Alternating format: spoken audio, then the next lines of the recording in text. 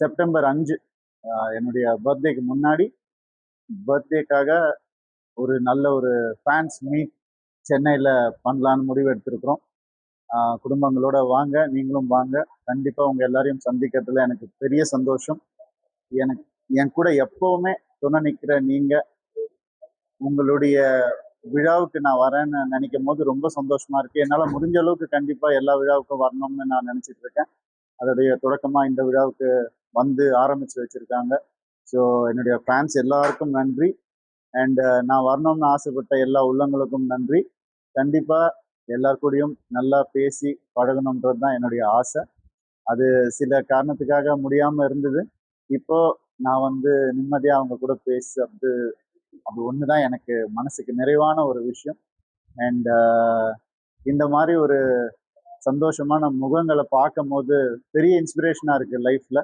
அவங்களுக்காக இன்னும் நல்லா வேலை செய்யணும்னு தோணுது, இன்னும் பெரிய ஹிட்ஸ் கொடுக்கணும்னு தோணுது, இன்னும் நிறைய விழாக்கள்ல அவங்கள சந்திச்சு 1-to-1 பேசணுன்ற ஆசை எனக்கு நிறையா இருக்குது. என்னால் முடிஞ்ச அளவுக்கு இங்கே வந்து எல்லாருக்கூடையும் பழகிட்டு இருக்கேன். அது ரொம்ப சந்தோஷம் எனக்கு.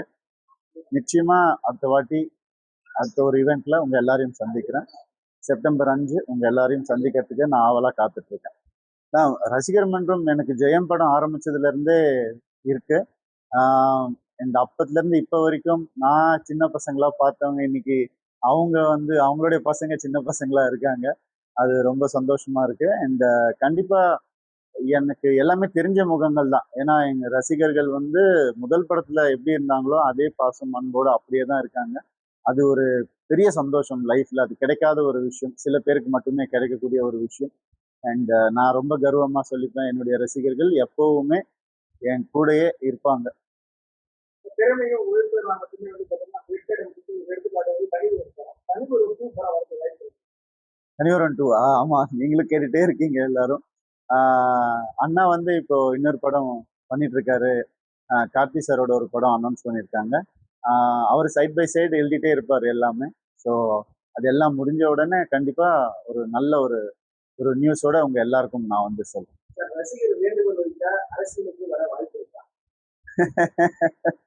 ஆஹா, அந்த அரசியல் கேள்வியா இது?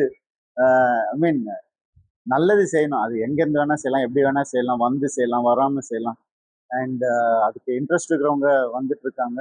அண்ட் கண்டிப்பாக அந்த இன்ட்ரெஸ்ட் வந்துச்சுன்னா கண்டிப்பாக வர்றதுல தப்பே கிடையாது. அது யார் வேணா வரலாம். அண்ட் நல்லது செய்யறது எங்கேருந்து வேணா செய்யலாம். நாடு முழுவதும் வந்து ஒரு மிகப்பெரிய ஒரு போராட்டம் நடத்த இந்தியா முழுக்க உலகம் முழுக்க மாணவர்கள் வந்துட்டு எக்ஸாம்ல மட்டும்தான் வெற்றி கிடையாது அவங்களுக்கு. அவங்களுடைய கருத்தை வந்து கரெக்டா அவங்க சொன்னாலே அது வெற்றி தான். அண்ட் எப்பவுமே அவங்க வெற்றி பண்ணணும்னு தான் என்னுடைய ஆசை. ஆமா, இப்ப கராத்தே பாபுன்ற படம் வந்துட்டு ரிலீஸ் காத்துட்டு இருக்கு. கூடிய சீக்கிரம் ஒரு புது அனௌன்ஸ்மெண்ட் டேட் வரப்போகுது. அண்ட் ரொம்ப நல்லா வந்திருக்கு படம். அண்ட் இது எனக்கு ஒரு பெரிய ஒரு திருப்பு முனையா இருக்குன்ற நம்பிக்கை எனக்கு இருக்கு. தொடர்ந்து ப்ரோ கிளப்ன்ற படமும் சரி, நான் டைரக்ட் பண்ற an ordinary man Yogi Babu அவரை வச்சு பண்ற படமும் சரி, நல்லபடியா நிறைவான ஸ்டேஜுக்கு வந்துட்டு இருக்கு. கூடிய சீக்கிரம் அதனுடைய நியூஸும் நான் கொடுக்குறேன். செய்திகளை உடனுக்குடன் தெரிந்து கொள்ள கீழ்கண்ட கேபிள் மற்றும் டிடிஹெச் நெட்வொர்க்குகளில் எம்நாடு செய்தி தொலைக்காட்சியை காணுங்கள். பாதகம் செய்பவரை கண்டால் நாம் பயம் கொள்ளலாகாது பாப்பா. மோதி மிதித்து விடு பாப்பா, அவர் முகத்தில் உமிழ்ந்து விடு பாப்பா. அண்மை செய்திகளை உடனுக்குடன் தெரிந்து கொள்ள இணைந்திருங்கள் எம்நாடு தொலைக்காட்சியுடன்.